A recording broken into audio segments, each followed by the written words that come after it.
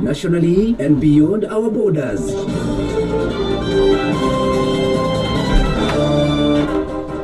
Tulipata habari mbaya sana ambayo hatujawahi kupata. Kuna watu waliongea mambo ya MONUSCO. And so far, a total of 111 families were affected in this area. We are saying that the rains...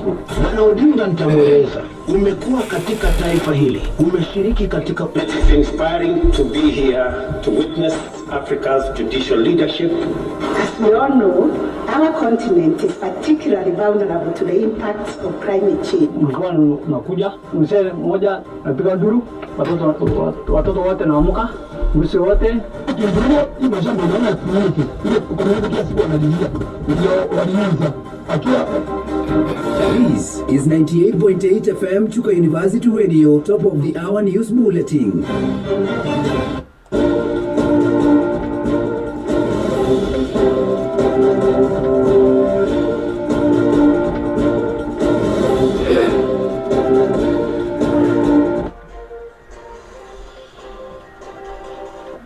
Hello once again, dear listener. Thank you for joining me at this hour for our primetime news. If you're joining us, welcome. This is the top of the hour, and we have much more lined up for you in our news desk this afternoon, accompanied by our business and sports report. This is the Paseta Afternoon edition. Good afternoon. I'm Holiness Wakesha.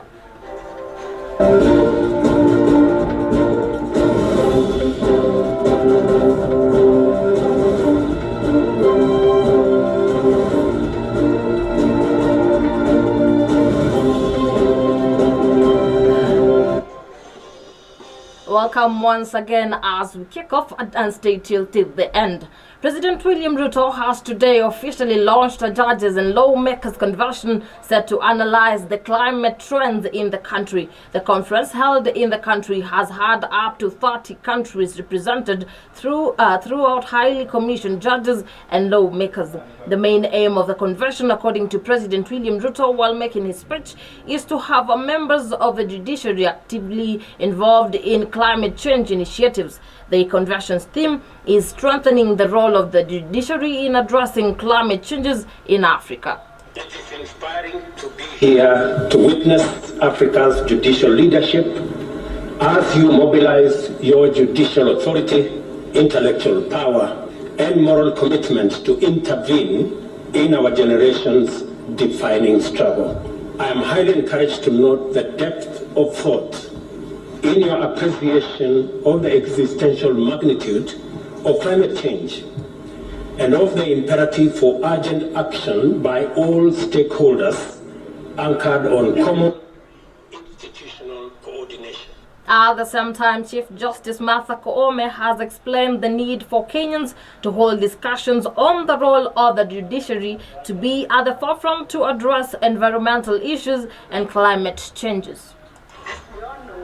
Our continent is particularly vulnerable to the impacts of climate change.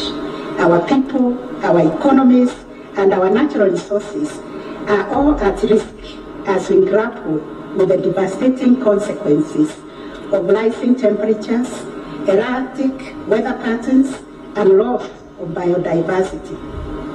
It is within this context that our courts must play a decisive role in driving the adaptation, mitigation, and resilience building efforts required to combat climate change and to secure a sustainable future for our people. That unveils His Excellency President William Ruto has today held a meeting with members of parliament from both the Senate and the National Assembly. The meeting was aimed at holding talks to plan the approach they'll use to issues raised by the Azimio boss Raila Odinga. The meeting was held at State House early today, and legislators led by National Assembly Majority Leader Kimani Ichung'wah and Nandi Senator Aaron Cheruiyot. This comes after opposition leader Raila Odinga called off his anti-government demonstrations to allow the president to act on their demands. This is 98.8 FM. Stay tuned. Moving on, leaders of Ongweni Ward in South Imenti, Meru County, have condemned the former MCA Nick Mburugu, claiming that he has been advising Governor Kawira Mwangaza to elevating Kubo Town to a municipality status. Led by Jacob Kinyua, the leaders have said that the change should follow the right procedure.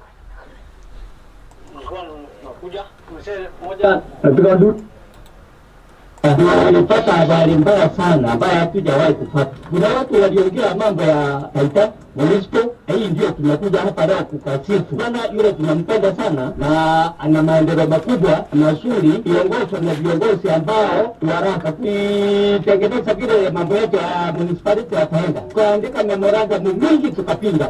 Tukaandika ingine tarehe 3 mwezi wa 9. Wale alipoingia ofisini kabisa siku ya kwanza, wiki ya kwanza kapeleka huko kwa Kawela, iko memorandum 6 of them. Mambo ingine watu wa Taita ni community kwa kamati wao wanatoka kila kirani natoka wawili iko chamani huko wa kirani hizo ndio wanataka waite mkutano.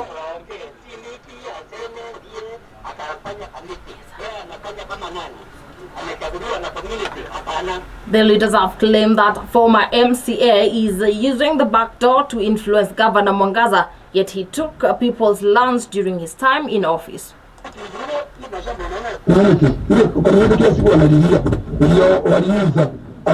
Akiwa kansa zaidi unasikia anaambia ngara atapanga venye municipal itaingia hapa town. So community inasema ni yale mashamba ilinyakuliwa wakati wa hizo za sanidi akiwa kansa. Ilishia community kwanza. Alafu tulishia community watu wafanyie huko. Municipal kwanza iende wapi? Iende urango hapo. Community ndio mashamba. Now, in other news, residents living near riverbanks in Samburu County have been asked to vacate their homes during this rainy season. This comes as around 101 families were affected by floods, which caused the death of livestock and damage of properties. The residents have expressed their concerns over the effects of the floods, with many now seeking for a temporary place to live. Hata siatu, hata simu, hata kisu, aina kitu wote. Ilinyesha usiku na maji ikawa nyingi zaidi, ikakuwa nyingi hadi mpaka ikafurika, maji ikiwa kwa ndani ya nini ya mpaka ikachukua mbuzi, ikachukua nyumba. The Kenya Red Cross, which has managed to supply the residents with basic needs, has warned of more damage by the floods if the residents living in lowlands do not vacate to safe areas. And so far, a total of 111 families were affected in this area. We are saying that the rains may continue to go on as said by the meteorological department. So our caution is that people are living at the lowlands or near the riverbanks to move to the safer areas so that we may not lose more lives or properties as a result of the flash flood. This is 98.8 FM. Moving on, the former head of the Kenya Anti-Corruption Commission, KICC, Professor PLO Lumumba, has advised President William Ruto and Azimio la Umoja party leader Raila Odinga to make use of this moment to serve Kenyans instead of being self-centered by focusing on the political wars. Speaking to the press, Professor Lumumba has urged Raila to utilize this opportunity to create a positive impression in the view of Kenyans and leave behind a legacy to be celebrated in remembrance in the coming days. Umekuwa katika taifa hili, umeshiriki katika uchaguzi, wakati umewadia yao wewe kama mzalendo wa taifa letu kuendesha siasa ambazo zitajenga taifa la Kenya. Na kuomba Bwana Odinga, historia isikukumbuke kama mtu ambaye alikuwa ni mbabaishaji tu. Historia isikukumbuke kama mtu alikuwa mchochezi tu. Wakati ni sasa wa kusaidia vijana wadogo. The Executive Secretary of the Intergovernmental Authority on Development, IGAD, Waknehu Gebehu, has congratulated President William Ruto and Opposition Chief Raila Odinga for giving dialogue a chance in order to discuss, decide and resolve matters affecting the nations. At the same time, the Council of Governors Chairperson Anne Mumbi Waiguru has led her counterparts in lauding the move made by the two leaders. Waiguru, who doubles up as Kirinyaga County Governor, has noted that this move will be of benefit to the county governments as operations will now resume as usual. This is 98.8 FM. Stay tuned. Well, that, dear listener, marks the end of our local news. This is 98.8 FM, Chuka University Radio. I'm Holiness Wakesho. We shift our gears to matters beyond our borders. This is Chuka University Radio International News. The UN Human Rights Office says it's still extremely worried about the impact of the UK's government plan to send some migrants to Rwanda if they arrive in the UK through illegal routes. UK Home Secretary Suella Braverman has insisted Rwanda is a safe country for migrants. She said yesterday that she believed the Rwanda policy would have a significant deterrent effect so that people would stop making the journey across the channel to the UK. But the UN Human Rights Office said assessments done by the UN Refugee Agency showed that the asylum system in Rwanda was not robust enough. This is Chuka University Radio International News.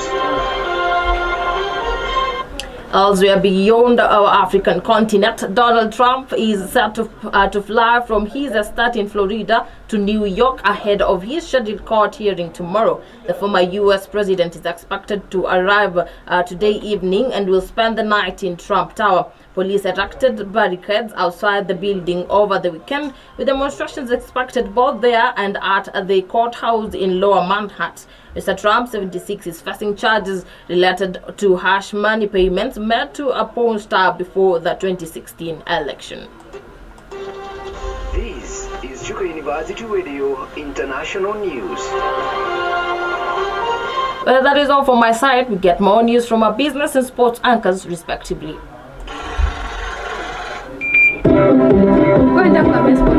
Hope you're having a very good day, dear listener. Welcome to 4 p.m. News Desk. My name is Doreen Ati. Wind power for the first time overtook hydro in Kenya's monthly generation mix in January, highlighting the severity of the effect of drought on the 7 Forks dams and the growing importance of wind in stabilizing the national grid. The latest data from the Kenya National Bureau of Statistics shows that wind generated 203.31 million kilowatt per hour in January compared to the 180.22 million kilowatt per hour from the hydro in the same period. Kenya has been in the grid of a searing drought in the past 12 months that pushed water levels at major dams to record lows towards the end of the last year. Kenya has been in the grip of a searing drought in the past 12 months that pushed water levels at major dams to record lows towards the end of last year. This dip in hydropower generation has brought to the fore the need for the country to develop additional capacity in clean energy plants in the wind and geothermal to plug the deficit and ease reliance on dirty diesel power generators. The last time the monthly generation of hydropower was lower than the January 2022 levels was in June 2017, when it stood at 180.22 million megawatts a year, when Kenya also endured prolonged drought. And to other news, Gulf oil companies rejected a proposal to use the National Oil Corporation of Kenya to import fuel on credit due to its poor cash position, forcing the state to allow them to nominate their preferred dealers. Industry sources privy to the talks, which started in September last year, disclosed that Saudi Aramco, Emirates National Oil Corporation (ENO), and the Abu Dhabi National Oil Corporation Global Trading Company (ADNOC) refused to do business with the state-owned entity. The move highlights the sway the three firms have on the government-to-government deal to import fuel on 180-day credit terms. That is all we have from Business Desk. Do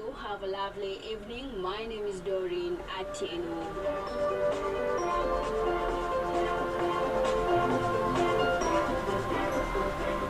Well, we'll get more on sports during our 7 p.m. bulletin. Well, that, dear listener, marks the end of our primetime news for now. For more news, join us at 7 p.m. for news in Swahili language. Meanwhile, stay tuned. The Reggae Spice kicks off in no time. I'm Holiness Wakesho. Have a blessed evening ahead.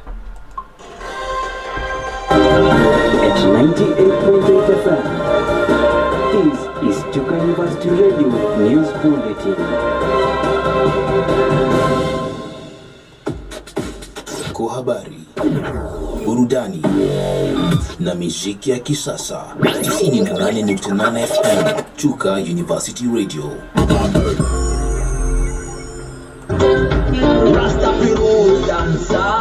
It's one world. Meditation is medication. Taking over the airwaves is Reggae Spice ndani ya Chuka University Radio 98.8 FM. Kila siku ya wiki Jumatatu hadi Ijumaa saa 10 hadi saa 1 jioni. Karibu tukuchangamsha na muziki aina ya roots.